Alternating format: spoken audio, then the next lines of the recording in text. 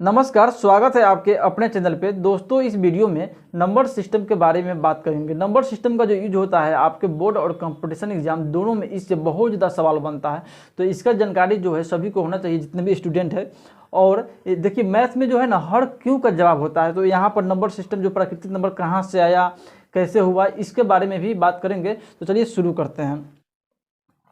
आपका पहला नंबर है प्राकृतिक संख्या, जिसको इंग्लिश में बोलते हैं नेचुरल नंबर्स। ठीक है, तो देखिए इसका जो डिफिनीशन है, इसका जो परिभाषा है कि गिनती की संख्या को प्राकृतिक संख्या कहते हैं। मतलब कि जब आप गिनते हैं कोई संख्या को, आप शुरू करते हैं गिनना, तो कहाँ से गिनते हैं? एक से गिनते हैं ना। आप थोड़ी, मान लीजिए आपको किसी से पूछते हैं कि गिनती गिनो, तो बोलता है 0 1 2 3 4, नहीं ना बोलता है। क्या बोलता है? 1 2 3 4 5, मतलब एक से चालू करता है। ठीक है, तो यहाँ पर आपको एक से लेके जितना भी संख्या है आगे, वो सब आपका प्राकृतिक संख्या कहलाता है। जैसे में देखिए एग्जाम्पल में आपका 1 हो गया, 2 हो गया, 3 हो गया, 4 हो गया, 5 हो गया, आपका ये इन्फिनिटिव तक आपका जो संख्या है, वो आपका जितना भी है वो प्राकृतिक संख्या है। ठीक है, अच्छा, अब यहाँ पर कुछ दिख रहा होगा, ए बी सी डी पर नीचे देखिएगा, यहाँ पे कुछ पॉइंट है जो प्राकृतिक संख्या से रिलेट करता है, इससे संबंधित है। जो अगर आप क्वेश्चन को अगर मिनटों में सॉल्व करिएगा ना, सेकंडों में सॉल्व करिएगा, तो आपको यहाँ पर यूज होगा इसका। ठीक है, तो देखिए पहला है आपका कि 4 लगातार प्राकृतिक संख्या का गुणनफल 24 से पूर्णतः विभाजित होगा। मतलब कि कोई अगर प्राकृतिक संख्या लगातार 4 को ले रहे हैं, अगर उसका गुणनफल में अगर 24 से विभाजित कर रहे हैं ना, तो पूरे से पूरे कट जाता है। जैसे में देखिए यहाँ पर कोई 4 लगातार प्राकृतिक संख्या हो गया, 1 गुने 2 गुने 3 गुने 4, कितना हो जाएगा? 4 से 12 24। अगर 24 से इसमें भाग दीजिएगा तो पूरे पूरे कट जाएगा। ठीक है, तो एक पॉइंट हो गया। तो यहाँ पर देखिए लिख देते हैं 1 गुने 2 गुने 3 गुने 4 बराबर 24/24 बराबर 1। ठीक है, पूरे से पूरे कट गया। अच्छा, दूसरा आपका आता है कि 2 लगातार प्राकृतिक संख्या के गुणनफल में बड़ी संख्या जोड़ने पर परिणाम पूर्ण वर्ग हो जाएगा। अब देखिए दूसरा है बी है कि 2 लगातार प्राकृतिक संख्या के गुणनफल में बड़ी संख्या जोड़ने पर परिणाम पूर्ण वर्ग हो जाएगा। मतलब पूर्ण वर्ग मतलब क्या कि आपका उस संख्या का निकालते हैं ना वर्गमूल, तो सीधे वर्गमूल आपका निकल जाएगा। जैसे में देखिए यहाँ पर ये 9 है ना, यहाँ पर ये आपका पूर्ण वर्ग है। अगर इसका निकालिएगा वर्गमूल तो आराम से इसका वर्गमूल 3 निकल जाएगा। अगर √9 है तो इसका वर्गमूल कितना होगा? 3 होगा। √4 है, कितना वर्गमूल होगा? 2 होगा। √16 है, कितना वर्गमूल होगा? 4 होगा। ठीक है, तो इसी को बोलते हैं पूर्ण वर्ग। ठीक है, तो यहाँ पर क्या लिखा हुआ है कि 2 लगातार प्राकृतिक संख्या गुणनफल में बड़ी संख्या जोड़ने पर, मतलब कि कोई लगातार प्राकृतिक संख्या है, जैसे में ले लीजिए 12 गुने 13। ठीक है, तो कितना हो जाएगा? इसका पूरा गुना करिएगा तो 156 हो जाएगा। ठीक है, अगर इसमें बड़ी संख्या कौन इसमें है? 13 है ना बड़ी संख्या, इसको अगर जोड़ देते हैं इसमें, अगर इसमें जोड़ देते हैं तो परिणाम जो है पूर्ण वर्ग हो जाएगा। तो 6 3 9 5 1 6 और 1 है ना। अगर 169 का वर्गमूल निकालिएगा तो आपका 13 आंसर आएगा। ठीक है, तो हो गया ना, परिणाम पूर्ण वर्ग हो गया। तो यहाँ पर लिख दीजिए आप कि 12 गुने 13 बराबर कितना हो जाएगा? 156। अगर इसमें जोड़ दीजिएगा बड़ी संख्या तो कितना हो जाएगा? 169। ये परिणाम पूर्ण वर्ग हो गया आपका। ठीक है, इसी तरह नीचे है कि एवं छोटी संख्या घटाने पर परिणाम पूर्ण वर्ग हो जाएगा। मतलब कि अगर जो इस नंबर लिए हैं 12 गुने 13, ठीक है, 156 हो गया आपका। अगर इसमें छोटी संख्या कौन है? 12 ना है। अगर इसे 12 माइनस कर दीजिएगा तो कितना बच जाएगा? 6 में से 2 गया 4, 5 में से 1 गया तो 4 और 1 होना गया 144 होना गया। अगर 144 को, अगर 144 का अगर वर्गमूल निकालिएगा तो 12 होगा। ठीक है, तभी मतलब पूर्ण वर्ग हो गया। ठीक है, 144 तो क्या पूर्ण वर्ग है, इसका वर्गमूल सीधे सीधे निकल जा रहा है, तो ये भी है। यहाँ पर नीचे आपका है कि 4 लगातार प्राकृतिक संख्या के गुणनफल में 1 जोड़ने पर परिणाम पूर्ण वर्ग हो जाएगा। ठीक है, अब देखिए कोई 4 प्राकृतिक संख्या लगातार लीजिएगा, अगर उसका गुणनफल में 1 जोड़िएगा ना तो परिणाम पूर्ण वर्ग हो जाएगा। अब देखिए यहाँ पर मान लीजिए 1 गुने 2 गुने 3 गुने 4 प्लस 1 कर दीजिए यहाँ पर। ठीक है, कितना 4 3 12 24, 24 प्लस 1 कितना हो जाएगा? 25 हो जाएगा। ठीक है, अगर इसका वर्गमूल निकालिएगा आप 25 का, अगर 25 का वर्गमूल निकालिएगा तो 5 हो जाएगा। मतलब कि आपका 25 जो है पूर्ण वर्ग हो रहा है। ठीक है, तो चलिए तो यहाँ लिख दीजिए 1 गुने 2 गुने 3 गुने 4 प्लस 1 बराबर 24 प्लस 1 बराबर 25। ठीक है, चलिए अब देखिए यहाँ पर आपका जो बहुत इंपॉर्टेंट फार्मूला है कि प्रथम n प्राकृतिक संख्याओं का योग कितना होगा, n इंटू n प्लस 1/2 होगा। ठीक है, तो यहाँ पर बना सकते हैं आप। मान लीजिए आपका संख्या जो है 1 2 3 4 से लेके प्लस 50 तक है। ठीक है, और बोल रहा है कि इतना को संख्या को सीधे आप जोड़ दीजिए, जोड़ के बताइए हमको। तो अगर जोड़िएगा ऐसे अगर जोड़िएगा कि 1 प्लस 2 प्लस 3 प्लस 4 तो बहुत ज़्यादा कठिन हो जाएगा। ठीक है, लेकिन इस डालिएगा फार्मूला पर ना, इस फार्मूला पर तो बहुत आसानी से बन जाएगा। ठीक है, तो क्या फार्मूला है n, तो n क्या आपका है 50, तो यहाँ लिख दीजिए 50 लिख दीजिए यहाँ पर 50। ठीक है, गुना कर दीजिए कितना है n प्लस 1 50 प्लस में कितना है 1, तो 1 कर दीजिए। ठीक है, अब बट्टा में इसको क्या है 2 कर दीजिए। ठीक है, अब देखिए यहाँ पर कितना हो जाएगा 50 गुने 51 बटा 2, तो 2 से यहाँ 25 काट दीजिए आप। ठीक है, तो कितना बच जाएगा आपका 25 गुने 51। अगर इसका गुना कीजिए आप 25 गुने 51 को, तो 51 में गुना करिएगा 25 में, कितना हो जाएगा 5 एकम 5 50 25, 2 एकम 2 और 5 दूना 10, 5 5 दूना 7 0 2 1, 1275 आपका आंसर हो रहा है। तो मतलब कि आपका पूरा का जुड़िएगा ना तब 1275 आएगा। 1 से लेकर 50 तक अगर जुड़िएगा तो आपका आंसर 1275 होगा। तो कितना मतलब कि हो गया है, मतलब सिर्फ एक लाइन में आपका क्वेश्चन बन गया। आगे चलिए, आगे आपका है अभाज्य संख्या, जिसको इंग्लिश में बोलते हैं प्राइम नंबर। ठीक है, तो इसका जो डिफिनीशन है, एक से बड़ी वह प्राकृतिक संख्या जो केवल एक या अपने आप से पूर्णतः विभाज्य हो उसे अभाज्य संख्या कहलाता है। ठीक है, अब देखिए एक से बड़ी वह प्राकृतिक संख्या क्या है, 1 से लेके इन्फिनिटी तक। ठीक है, जो केवल एक या अपने आप से विभाज्य हो, मतलब कि जैसे में यहाँ देखिए 1 से लेके आपका कितना है इन्फिनिटी तक है। अब इसमें कोई संख्या तो ऐसा होगा जो या 1 से कटे या अपने आप से कटे। जैसे मान लीजिए यहाँ पर 3 हो गया, 3 है ना, अब 3 को 1 से भाग कीजिए तो कट जाएगा 3 मरतबे। अगर 3 को 2 से भाग लगाइएगा तो पूरा पूरा कटेगा नहीं ना, कटेगा। उसी तरह अगर 5 है, अगर उसमें आप 2 से भाग लगाइए तो कट जाएगा ना, कटेगा। 7 है, लगाइए 2 से भाग, कट जाएगा ना, कटेगा।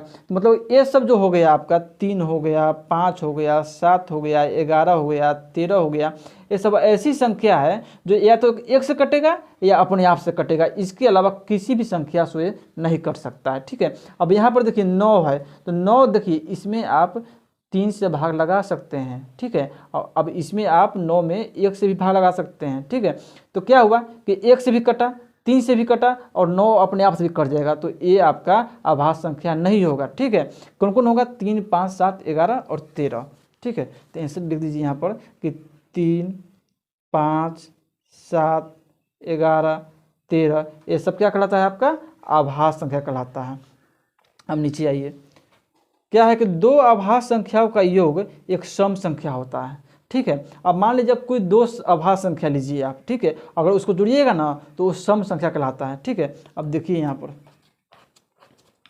यहाँ देखिए कोई दो अभाज्य संख्या लीजिए, यहाँ पर कितना है 3 और 5 है ना अभाज्य संख्या, तो 3 ले लीजिए और 5 जोड़िए। अगर इसको जोड़िएगा तो कितना आ जाएगा 8 आएगा, और 8 क्या है सम संख्या है। अब देखिए यहाँ ले लीजिए 7 ले लीजिए और 13 ले लीजिए, 7 को लीजिए और प्लस 13 ले लीजिए, कितना हो जाएगा 20 हो जाएगा। ठीक है, ये भी क्या है एक सम संख्या है ना।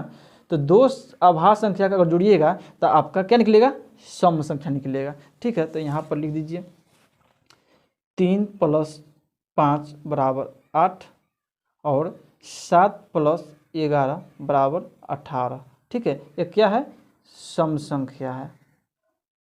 ठीक है, आगे आइए, बी पॉइंट आपका है कि 3 अभाज्य संख्याओं का योग एक सम संख्या होगा जब दो उसमें 3 अवश्य शामिल होगा। मतलब 3 अभाज्य संख्या, कोई 3 अभाज्य संख्या लेते हैं तो वो सम संख्या होगा, लेकिन कब, जब उसमें 2 होगा तब। जैसे में देखिए यहाँ पर, यहाँ देखिए यहीं से मिला लेते हैं, देखिए आभाज्य संख्या है ना, 3 लीजिए, 3 5 प्लस 7 है ना, 3 आभाज्य संख्या यहाँ पर ले लिए। जुड़िए इसको, 5 3 8 7 15। ये सम संख्या हो रहा है? नहीं हो रहा है, नहीं ना हो रहा है सम संख्या, ये नहीं हो रहा है। लेकिन अगर इसी को आप 3 प्लस 5 प्लस 2 करिए तो 5 3 8 प्लस 2 10, ये आपका सम संख्या हो गया, हो ना गया सम संख्या। इसी तरह अगर आप लीजिए तो 7 11, 7 प्लस 11 प्लस 2 लीजिए तो 11 2 13 प्लस 7 20, क्या हो गया 20 आपका एक सम संख्या है। ठीक है, चलिए आगे चलिए।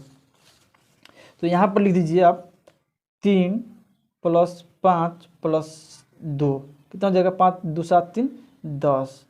ले लीजिए 11 प्लस 13 प्लस 2 कितना हो जाएगा, 13 2 15, 15 10 25 26, ये आपका सम संख्या हो गया। ठीक है, इसी तरह यहाँ पर आइए कि आपका 1 एवं 100 के बीच 25 आभाज्य संख्या एवं 1 एवं 50 के बीच 15 आभाज्य संख्या होगा। इसको याद कर लीजिएगा आप। ठीक है, यहाँ पर सी है और ये डी यहाँ पर है कि 1 एवं 100 के बीच, क्वेश्चन इससे आता है आपको, बोर्ड और कंपटीशन दोनों में आता है क्वेश्चन कि 1 एवं 100 के बीच कितना आभाज्य संख्या है, तो याद रखिएगा 25 होता है, और 1 एवं 50 के बीच आपका आभाज्य संख्या का 15 होता है। ठीक है, ये भी याद करके रखिएगा। अब देखिए डी क्या है कि 3 से बड़ी किसी आभाज्य संख्या के वर्ग में 24 या उनके गुणनखंड से भाग देने पर शेष हमेशा 1 होता है। ठीक है, 3 से बड़ी कोई भी आभाज्य संख्या ले लीजिए, ठीक है, और उसके वर्ग में, ठीक है, 24 या उसके गुणनखंड से, 24 के गुणनखंड से भाग देने पर शेष हमेशा आपका 1 ही बचेगा। जैसे में यहाँ पर ले लेते हैं आप यहाँ पर कि 3 से बड़ी, मान लीजिए 13 ले लेते हैं, कोई आभाज्य संख्या है। ठीक है, अब इसको वर्ग कीजिए, कितना हो जाएगा, 169 होगा। अब देखिए 13 लीजिए और इसको स्क्वायर कर दीजिए, वर्ग कर दीजिए, तो कितना होगा, 169 होगा। अब ठीक है, अब देखिए 169 में आप 24 से भाग लगाइए, तो 169 में आप 24 से भाग दीजिए, आप 24 से, तो 7 मरतबे आपका कितना हो जाएगा, 168 होगा। ठीक है, तो 9 में से 8 गया तो 1 बचेगा, 6 में से 6 घटेगा तो 0 होगा, 1 में से घटेगा तो 0 होगा, आपका 1 शेष हो गया।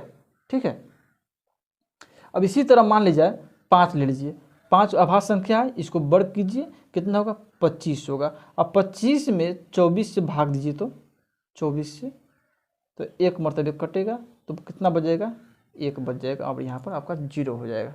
ठीक है, इसी तरह आपका सम संख्या है यहाँ पर है। ठीक है, तो सम संख्या को इंग्लिश में हम बोलते हैं इवन नंबर। देखिए सम संख्या क्या आप कहते हैं कि जिस संख्या में 2 से पूर्णतः विभाज्य हो जाता है वह संख्या सम संख्या कहलाता है। मतलब कि कोई संख्या है, अगर उसमें 2 से पूरे भाग लग जाए तो उसे हम बोलेंगे सम संख्या। जैसे में यहाँ देख लीजिए 6 हो गया, इसमें 2 से भाग लगाइए आप, 2 तिया 6 कट गया। 8 में 2 से भाग लगाइए आप, 2 चौका 8 कट गया। ठीक है, तो ये आपका यहाँ 8 भी सम संख्या है, 6 भी सम संख्या है। ठीक है, 4 भी सम संख्या है, आपका 10 भी सम संख्या है। मतलब कि 2 4 6 8 10 12 14 16 18 20 ये आपका सम संख्या है। ठीक है, देखिए क्या बोला है पॉइंट इसका कि 2 लगातार सम संख्याओं के वर्गों का अंतर हमेशा 4 से पूर्णतः विभाजित होगा। मतलब कि 2 कोई लगातार सम संख्या लीजिए, उसको वर्ग कीजिए, अब वर्ग अंतर निकालिए, जो उसमें हमेशा 4 से विभाज्य हो जाएगा। देखिए यहाँ पर कोई लेते हैं, मान लीजिए 8 लेते हैं, 8 एक सम संख्या है, इसको वर्ग कीजिए, कितना हो जाएगा, 64। ठीक है, इसी तरह एक 6 लीजिए और इसको वर्ग कीजिए, कितना आ जाएगा, 36 आ जाएगा। अब इसका अंतर निकालिए, तो 64 में से 36 घटा दीजिए, कितना बच जाएगा आपका, 36 4 40 और 28 बच जाएगा आपको यहाँ पर 28। और 28 में 4 से भाग लगाइए आप, 28 में 4 से भाग लगाइए तो 4 सत्ते 28। ठीक है, 0 हो गया, मतलब पूरे कट गया। ठीक है, तो यहाँ भी एक पॉइंट है कि 2 लगातार सम संख्याओं के वर्गों का अंतर हमेशा 4 से पूर्णतः विभाजित होता है। ठीक है, यहाँ पर लिख देते हैं 8 का स्क्वायर 64 और 6 का स्क्वायर 36। ठीक है, इसको कर दीजिए, 64 माइनस 36 कितना बच जाएगा, 28, और 28 में भाग कर दीजिए आप 4 से, तो 7 मरतबे कट जाएगा आपका। ठीक है, चलिए आगे आइए। आगे आपका है कि चलिए आगे आइए, दो लगातार सम संख्याओं के गुणनफल में एक जोड़ने पर परिणाम पूर्ण वर्ग हो जाएगा। ठीक है, तो यहाँ पर देखिए अब कि कोई दो लगातार सम संख्या लीजिए और उसको गुना करिए, गुना करने पर एक जोड़िएगा ना तो परिणाम पूर्ण वर्ग हो जाएगा। ठीक है, अब देखिए, अब 2 लीजिए, 2 गुने 4 कर दीजिए प्लस 1 कर दीजिए। ठीक है, यह है ना दो सम संख्या, और उसके बाद क्या सम संख्या 4 ना है, तो दोनों गुना करिए, 2 चौका 8 प्लस 1 9, कितना हो जाएगा 9। अब देखिए 9 का अगर निकालिएगा वर्गमूल तो आपका आंसर होगा 3, मतलब पूर्ण वर्ग है तब तो वर्गमूल आपका 3 निकल रहा है सीधे। ठीक है, नहीं ना निकल रहा है दशमलव में। तो अगर इसी तरह मान लीजिए 8 ले लीजिए और 10 ले लीजिए। ठीक है, और इसमें आप 1 जोड़ दीजिए, कितना हो जाएगा 81, और 81 को निकालिएगा वर्गमूल तो कितना बचेगा आपका 9 बचेगा। ठीक है, तो आपका पूरा पूरा वर्ग हो जा रहा है। तो यहाँ कर दीजिए आप 2 गुने 4 प्लस 1 कितना हो जाएगा 9, यही कर दीजिए 8 गुने 10 प्लस 1 कितना हो जाएगा 81। ठीक है, इसी तरह नीचे आइए आप, एक और है बचा हुआ 2।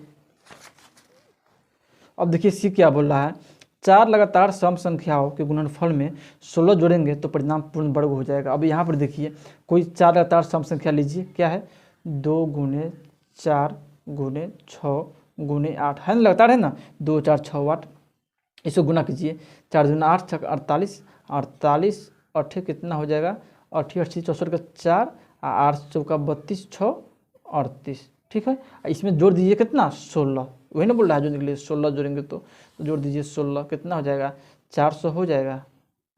अब साथ देखिए 400 का अगर वर्गमूल निकालिएगा आप, 400 का वर्गमूल निकालिए तो सीधे आपका 20 निकल जाएगा, है ना, तो ये पूर्ण वर्ग है।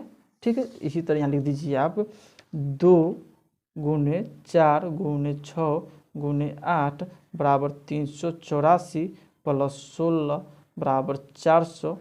ठीक है, पूर्ण वर्ग है। अच्छा, अब देखिए लास्ट है कि प्रथम n सम संख्याओं का योग कितना होगा 2n into n plus 1 into 2n plus 1 by 3, मतलब कि बोला जाएगा कि इतना सम संख्या है, इसको जोड़ कर बताइए हमको, इस फार्मूला अप्लाई करिएगा आपका आंसर आ जाएगा। ठीक है, अब वीडियो लंबा हो गया और जो बचा हुआ है आपका यौगिक संख्या बचा हुआ है, पूर्ण संख्या बचा हुआ है, आपका वास्तविक संख्या बचा हुआ है, ये जो है अगले वीडियो में बनाकर अपलोड कर देंगे। ठीक है, और उम्मीद है वीडियो आपको अच्छा लगा होगा, तो वीडियो को लाइक कीजिए, शेयर कीजिए और चैनल को कर दीजिए सब्सक्राइब। धन्यवाद, जय हिंद, वंदे मातरम, और कमेंट जरूर करिएगा कैसा लगा वीडियो आपको।